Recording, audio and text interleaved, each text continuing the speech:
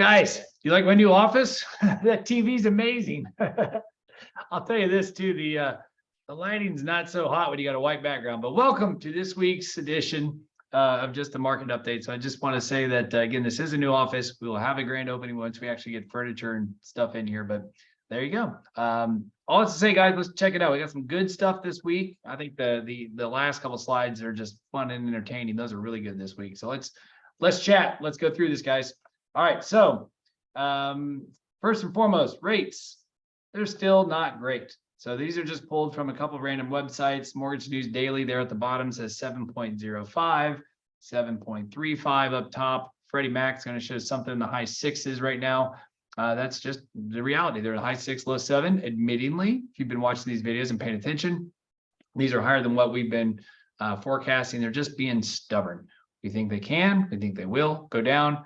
I was just hoping they'd already be somewhere in the mid 6s by now, trending lower, but here they are. So here's the reality of the chart. So this is, again, mortgage-backed securities. Green is good. You saw a big old pickup there. The job reports wasn't as scary as we thought. So last week, and this is old news because it was Friday, but our last video was done before that release. The job reports, even though it was a quote good number, the reality is when you dig deeper, it was all like the majority of them were 55 years and older. So it's not a lot of younger job creations. And then on top of that, the hours worked per week, massive decline. So again, that shows a weak economy, right? So if you rather than laying somebody off, you're going to cut hours first before you do that. So it's not as good as the headline numbers. And so we've got a good little boost for that. Right now, we are facing some resistance. You guys can see that 25-day moving average. Above it, you got that 50-day. So we got some headwinds, but here's the great news. CPI came out today.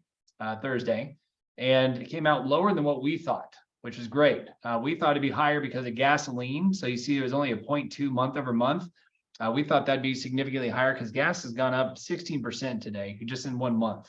So if you invested in in oil and gas here in the last month, you've done really good. But shelter, we've been screaming this for the last 12 months. It is coming down. That helped us a ton. It's 43% of the core number. And you can see that that's gone down.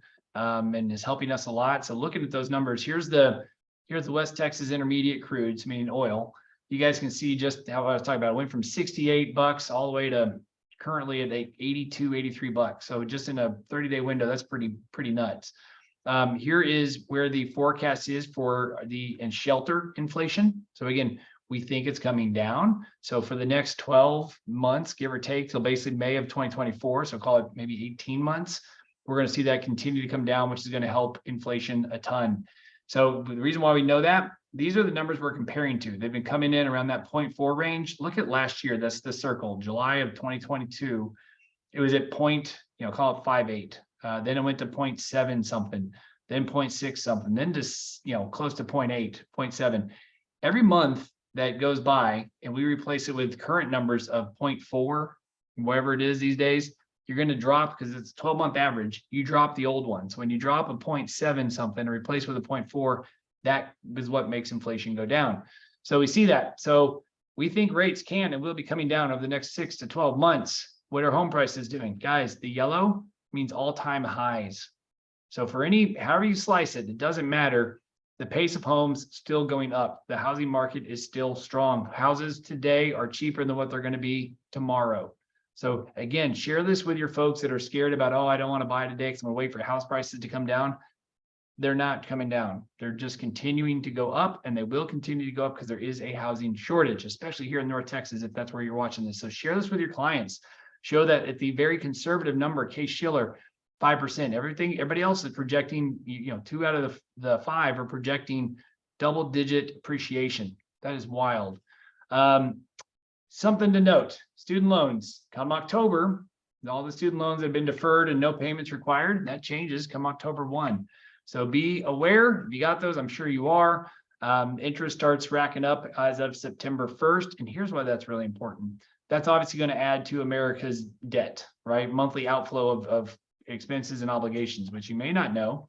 And this is actually not to present, 2008 to present. This is through Q1 of this year as of right now. So we're in the middle of Q3. Credit card debt just passed $1 trillion for the first time. So Americans have more credit card debt than ever. So we're $1 trillion. But you can look at this The last time we had this much debt going back was 2008, right after the mortgage meltdown, when things were no bueno. Credit card debt got racked up. And then again, back in, what is that, Q3 of 2019, right around 2020, and all of a sudden it went down because of all the stimulus. So we are back up to where we are a nation of spending. So when you throw on student loan debt that's about to come due, that's not good for the economy. When people have to pay money and pay bills, they don't have money to go out and do fun stuff. So we do think that unfortunately, rates will be coming down because those things will slow the economy, which will help inflation. Lastly, here's the fun one. Okay, there's 2 slides. This is the first one, but this shocked me. So there's an article, I think it was in USA Today or something, and it's like 40 actors. What are they doing today? And it gives their net worth. So the kid on the left, What About Bob? I love that movie. The kid supposedly is only worth $500,000, and he's now a law professor. On the right, Paul Pfeiffer, at least that was the character's name in the Wonder Years. But good old Josh, also a lawyer, supposedly net worth of 500 grand. That just kind of surprised me. So here's others. I know it may be small on your screen, so I'll point them out real quick. The left 2, both kids were on home improvement. The top kid worth 18 million. The bottom kid, 300,000. The Beaver, Leave It to Beaver, Jerry Mathers, he's 7 million, and Dennis the Menace, 500 net worth. You got the kid from 2.5 Men, 15 million bucks. Good grief. Then you got Jeff Cohen. He's the kid from the Goonies. I bet he's somewhat lucky that he doesn't look like he did when he was a kid. Maybe he's enjoyed sex and doesn't get recognized. Who knows? Whoop. And then the other 2, one was Willy Wonka kid, not making a lot of money. And I forget who the one with lower right is, but all that's to say, it's crazy stuff. Check it out. It's in USA Today, I think, in today's article. Hope you guys have a great rest of the week. Hopefully sometime in the near future, we'll have a better background for you. Have a great day, guys.